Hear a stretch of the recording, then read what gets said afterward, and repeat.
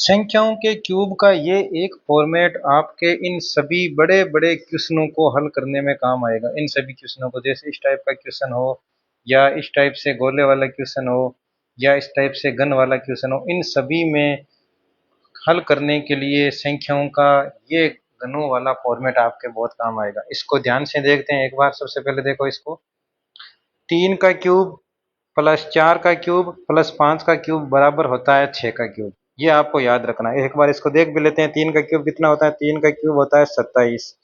4 का क्यूब करने पर होता है 64 और 5 का क्यूब किया तो ये हुआ 125। यदि मैं इन सब को जोड़ूं, 27 और 64, 81, 81 और 125 यानी होते हैं 216, और 216 आपका होता है 6 का क्यूब। तो ये चीज़ तो आपको पहले पता होनी चाहिए कि 3 का क्यूब प्लस 4 का क्यूब प्लस 5 का क्यूब करोगे तो हमेशा आएगा आपका 6 का क्यूब।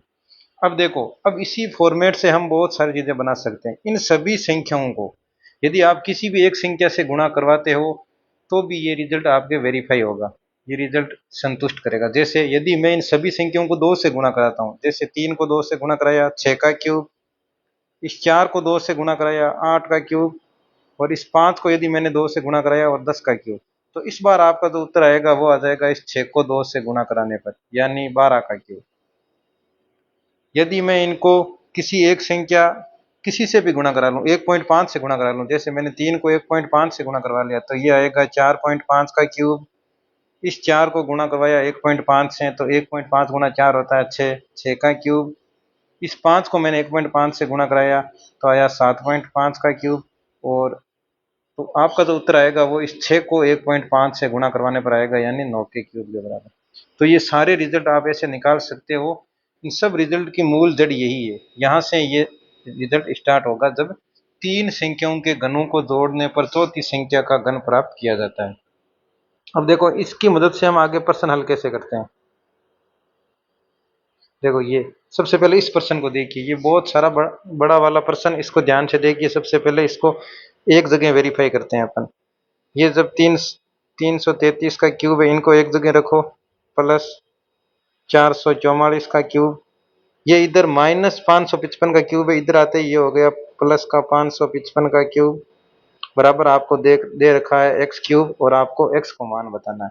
तो सबसे पहले देखो, हमें तो एक ही चीज याद रखनी है, ये वाली 3 का क्यूब, 4 का क्यूब और 5 का क्यूब जोड़ने पर आपके आता है 6 का क्यूब। तो अब देखो, ये जो संख्याएं हैं ये कहीं न कहीं इनको किसी एक संख्या से गुणा करवाने पर ही आई है। तो देख लो, 333 कैसे आया? जब इस 3 को 111 से गुणा करवाया। किससे गुणा करवाया? 111। तो आप अभी सभी संख्याओं को 111 से गुणा करवाना है।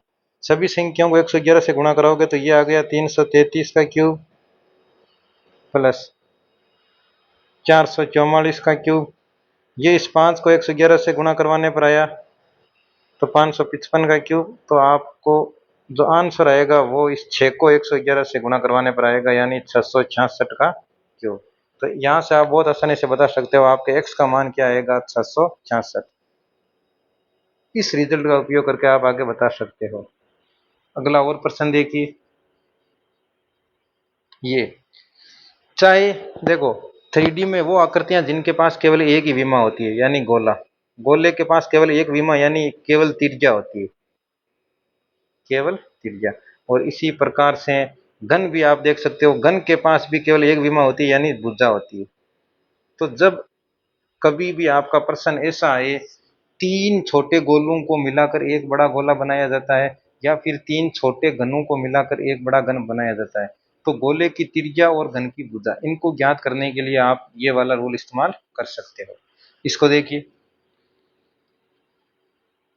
एक सोने के ठोस गोले को पिघलाकर 3 गोले बनाए जाते हैं। 2 गोलों की त्रिज्या आपको दे रखी है तो तीसरे गोले की त्रिज्या ज्ञात करनी है। इनमें भी वही रूल काम करेगा, क्योंकि देखो इसमें क्या काम करेगा, आपके गोले में क्या होता है, यदि 3 छोटे गोलों से मिलकर बड़ा गोला बन रहा है तो आपके मान लेते हैं गोले की त्रिज्या है इन तीनों छोटे गोलों की R1, R2 और R3, और बड़ा जो गोला बन रहा है उसकी त्रिज्या कितनी है, मैं मान लेता हूँ R।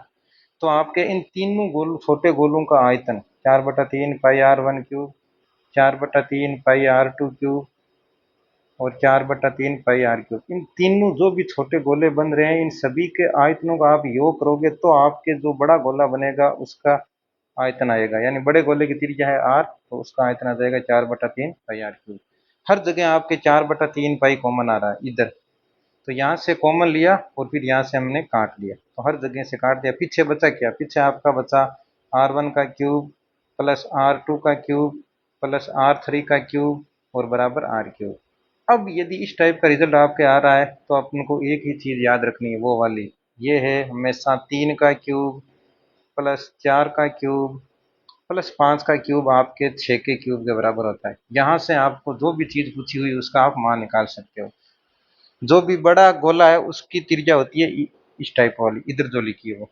तो इसने कहा है बड़े सोने के ठोस गोले की त्रिज्या आपको दे रखी है 3 सेंटीमीटर, यानी 6 की जगह इसने लिखा है 3। तो क्या किया इसने, 6 का आधा किया है। 6 में किसका भाग दिया है, 2 का। तो हमें इन सभी संख्याओं में अब 2-2 का भाग देने लिखना है। तो जो भी ये 3 गोले होंगे उनमें त्रिज्याएं होगी, 3 में 2 का भाग दो 1.5, 4 में 2 का भाग दो 2, 5 में 2 का भाग दो 2.5। ये अब देखो, दो गोलों की त्रिज्या तो इसने बता दी, एक ही 1.5 आ रही है और एक ही 2 आ रही है। तो इसने पूछा है तीसरे गोले की त्रिज्या, तो तीसरे गोले की त्रिज्या क्या आएगी, आपके आ जाएगी 2.5 सेंटीमीटर। तो इस तरीके से इन प्रश्नों को आप बहुत आसानी से कर सकते हो इस एक फॉर्मेट का इस्तेमाल करते हुए। आगे वाला प्रश्न भी देखिए, ये प्रश्न गन में भी काम आएगा आपके। गन में कैसे काम आएगा, 3 छोटे गन्नों को पिघलाकर बड़ा गन बनाया जाता है या फिर बड़े गन को पिघलाकर एक छोटा गन बनाया जाता है, 3 छोटे गन बनाए जाते हैं, तब आपके ये रूल वापस काम आएगा। देखो इसने क्या कहा है, बड़े गन की भुजा कितनी है 15 सेंटीमीटर। तो अपने को पहले तो ये पता है 3 का क्यूब प्लस 4 का क्यूब प्लस 5 का क्यूब ये होता है आपके 6 के क्यूब के बराबर। 6 इधर बड़े गन वाला होता है, बड़े गन की भुजा है 6, यानी इसने 6 को 15 लिखा है। 6 को 15 लिखने का मतलब 6 का कितना गुना किया है, 15 में 6 का डिवाइड करो कितने गुना किया है, तो ये आपका आ जाएगा 15/6, यानी 2.5 गुना किया है। कितना किया है, 2.5। अब आपको इन सभी संख्याओं को 2/5 गुना करना है। 3 को 2.5 से गुना करो तो आ जाएगा 7.5। आपके जो भी एक छोटा गन है उसकी भुजा होगी 7.5, दूसरे छोटे गन की भुजा होगी 2.5 गुणा 4 यानी 10, तीसरे छोटे गन की भुजा होगी 2.5 गुणा 5, 25 5 की 125 यानी 12.5। अब देख लो इसने किस किस का मान दे रखा, इसने कह दिया जो भी छोटे गन बने हैं उनमें एक की भुजा है 7.5 सेंटीमीटर ये रही, दूसरे की भुजा है 12.5 ये रही, तो और एक की भुजा इसने x दी और आपको x मान बताना है, तो आपका x का मान क्या आ जाएगा जो बचा हुआ है, यानी 10 सेंटीमीटर। तो x का मान कितना आ गया, 10 सेंटीमीटर। तो इस एक कंसेप्ट का यूज करके आप बहुत सारे प्रश्नों का बिना बड़ी कैलकुलेशन के भी आप हल कर सकते हो।